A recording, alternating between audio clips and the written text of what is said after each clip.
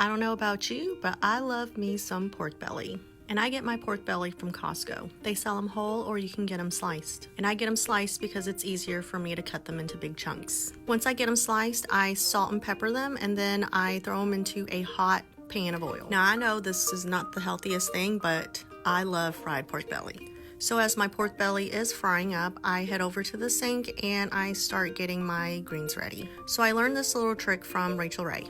To prepare the greens, I break them up into small sections and I throw them into a big bowl.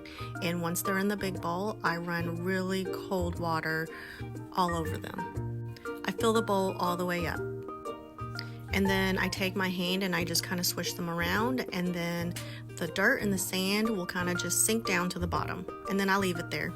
Back on the stove, I've got my pork belly still frying, and when they're done, I scoop them out into a strainer. Please be very, very careful here. It is super hot. So I've got my pork belly out and I have gotten rid of some of the oil, and now I'm putting in the greens. But don't do this. See, I'm not being careful here. I'm putting my wet greens right into that hot oil and I almost killed myself. So I had to take the pan off for a little bit and let the oil cool down, and then I put my greens in. Once you have your greens in, you're gonna want to take some salt and season all the way around.